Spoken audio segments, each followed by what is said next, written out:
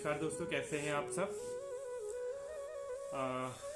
आज फिर से एक छोटा सा टॉपिक, क्योंकि बहुत ही ज़रूरी टॉपिक इसे मैं कहूँगा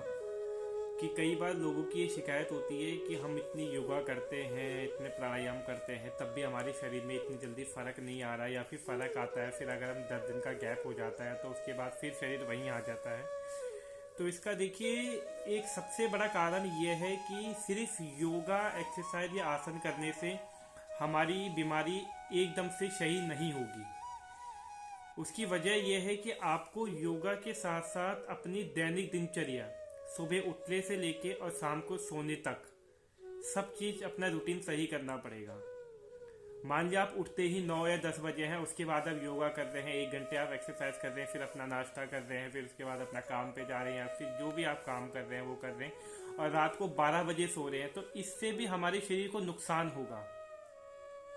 अगर आप सही समय पे सुबह उठ जाते हैं कि 5 से 6 बजे आप सुबह उठ जाते हैं, उसके बाद आप अपने शौच आदि से निवृत्त होकर उसके बाद आप योगा एक्सरसाइज करते हैं, या फिर 6 बजे भी उठते हैं, उसके बाद आप 7 बजे योगा एक्सरसाइज अपनी करते हैं, योगा करते हैं, प्राणायाम करते हैं, मेडिटेशन ध्यान करते हैं, फिर आप अपने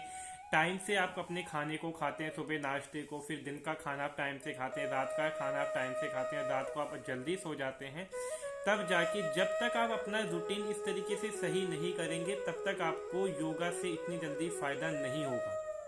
अगर आप अपने सुबह उठने से लेकर शाम को सोने तक का टाइम बिल्कुल सही से मैनेज करते हैं कि आप सही समय पे उठते हैं, सुबह सही समय पे सोते हैं, आपका जो नाश्ता है वो 8 से 9 के बीच में हो जाता है, दिन का खाना आपका 12:30 से 1:30 बजे के बीच में हो जाता है, रात का आपका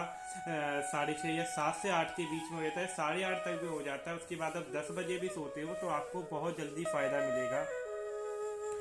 कहते हैं कि सुबह का नाश्ता अच्छे पेट भर के करना चाहिए, दिन का खाना उससे कम और रात का खाना उससे भी कम। इसका कारण यही होता है कि हमारा जो सुबह का नाश्ता हम हैवी करते हैं, अच्छा पेट भर के करते हैं,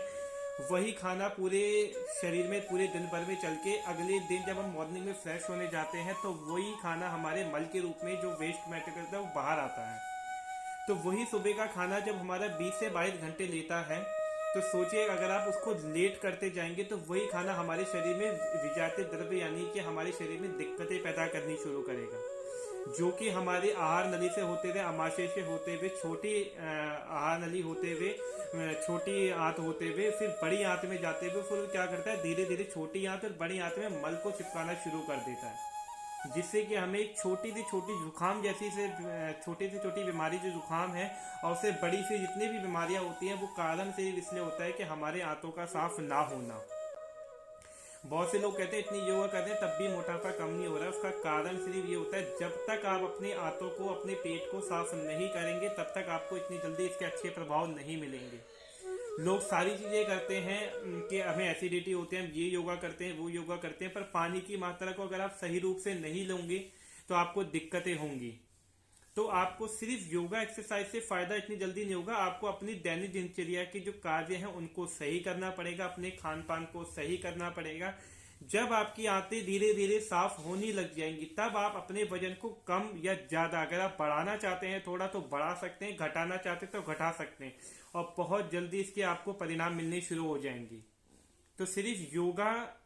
करनी है, परंतु उसके साथ हमें अपने इन चीजों को भी सही करना है कि अपने खान पान को सही करना है, बाहर की चीजें नहीं खानी, घर पे बनी हुई चीजें खानी है, मौसम के अनुसार चीजों को लेना है, जो मौसम के अनुसार फल सब्जियां चल रही है उन्हीं को लेना है, पानी को अच्छे से पीना है, घूट घूट करके बैठ के पीना है। बहुत से लोग रात को दूध पीते हैं, जबकि रात को दूध को ना पी के आप शाम के 6 बजे से पहले दूध को ले लीजिए, क्योंकि दूध अपने आप में